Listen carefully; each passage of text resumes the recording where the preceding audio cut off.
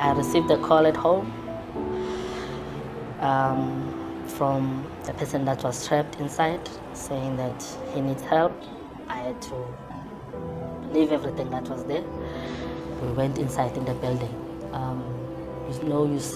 To see your colleague lying down there helplessly, no movement, nothing, and you would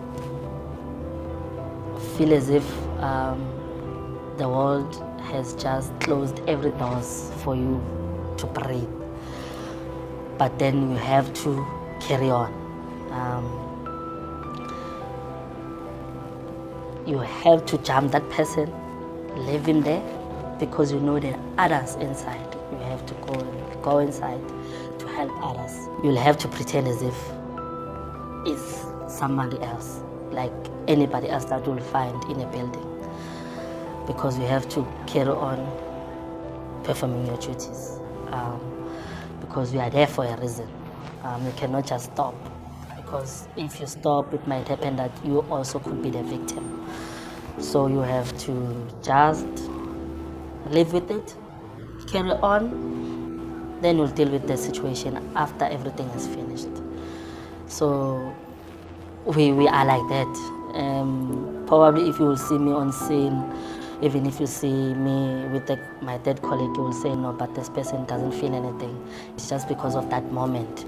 I have to change my mind and not feel anything. It's a coping mechanism, basically. It's a coping mechanism, yeah, it's a coping mechanism. Seeing our colleagues, knowing that they were trapped, seeing one of our colleagues was badly burnt beyond recognition, to see our other colleague, his body so badly smashed, and our other colleague that had suffocated from smoke inhalation.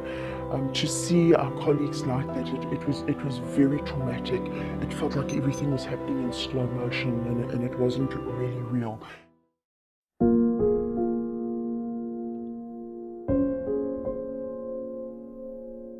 Yes, we've been trying to do that. And yes, you have to perform your duties accordingly. But then, it's at the end of the day, I'm human. Yeah. No matter how trained I am, at the end of the day, whatever that I'll be involved in, or the situation that I'll be in, at the end of the day, when I come back, that situation will haunt me. No matter how long I've been in the service, it will haunt me every day. Then we have to deal with it. It's an ongoing struggle of every day. You have to go on with it. Dealing with it, to be honest, it's really difficult. You wouldn't know how to deal with it, because you're exposed to this thing every day. It's your daily routine, it's your daily life. So you just say, anyway, that's how it is. You have to live with it, go back to work tomorrow again, and work again. That's how it is. We're led to believe that when you've been diagnosed with PTSD, you are weak. It's the culture of firefighters, or a culture of whatever environment you're working under. We know that as men, you don't have to cry. You have to die inside and keep everything inside. But then we don't really realize the impact that goes through in our minds.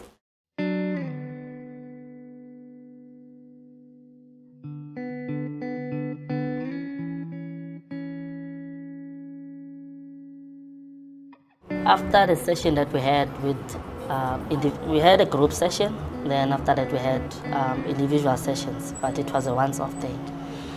Then I wasn't helped. I went to my station commander. I told him that, can I please get more help? Because they said if you are not well, then you should consult. Then they will, because there were pro bonus from private psychs that will offer help. So I said, can I please be listed in the list so that I can go too? Then they said yes. And I'm telling you, it's something that I did last year November.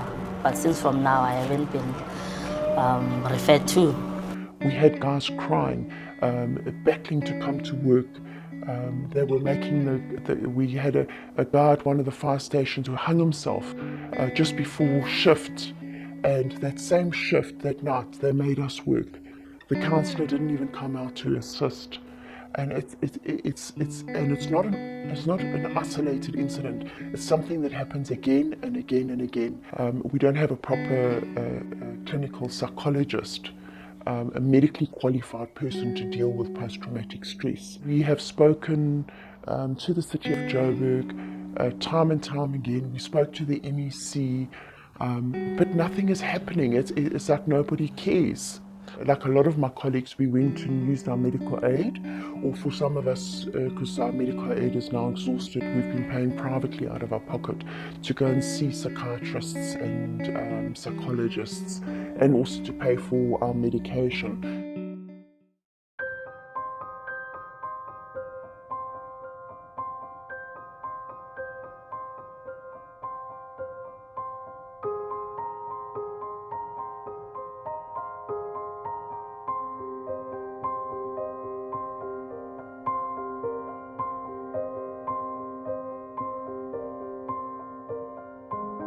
The work conditions are appalling, to be honest. We lack equipment. It's like taking a soldier to war, sending a soldier to war without a gun, without a grenade, without a knife. Then you're expecting that person to win the war. It won't happen. And then obviously with the attacks on the EMS and the dangerous places that we work in, the assaults, being held at gunpoint, some of the people in the first responders, like our paramedics, they work alone, and it's very scary for them arriving somewhere alone.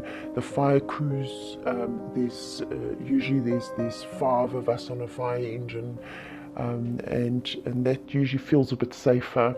In the ambulance, there's 2 of us usually working, and we still get attacked, we still get held at gunpoint because we're a soft target. Some of our female colleagues have been assaulted, some of them have been raped, some of them have had attempted rapes or sexual slurs at them, and it's very difficult for our female colleagues, and as men we try and help them, but we can't.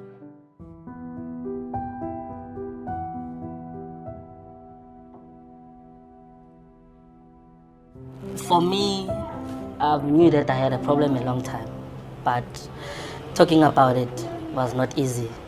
Even my fiancée didn't know about this, but she could sense, or she could see that there's a difference. Every year I change. It's either you would drink too much, or it's either you would be short-tempered, or it's either you would do a lot of things that you were not doing before.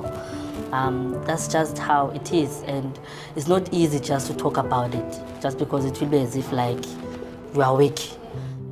I think I remember after the scene, we had a debriefing at work. I think it was 2 days after or 3 days after everything happened. The pastor that was debriefing us, he asked whether anything has changed. To be honest with you, my life changed 24 hours after that day. I do drink alcohol, but I don't drink that much.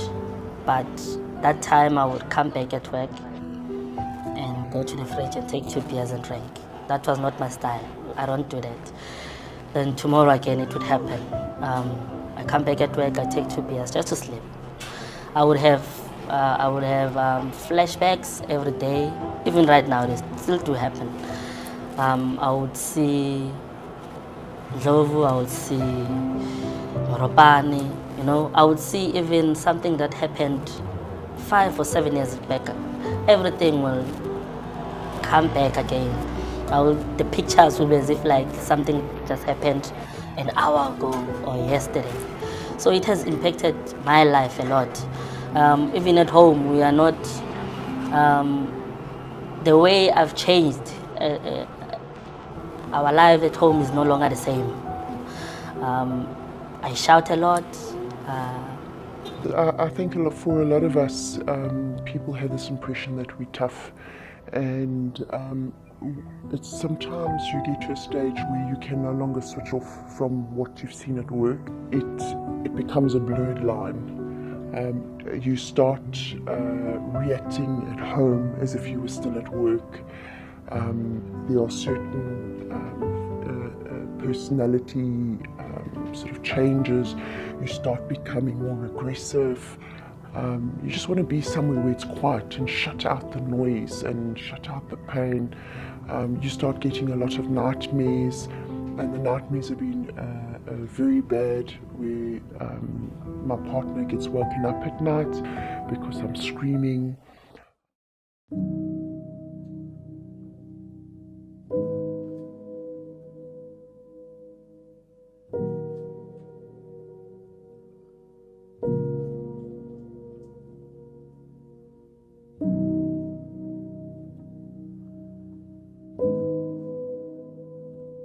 I have never heard that we have a post-traumatic stress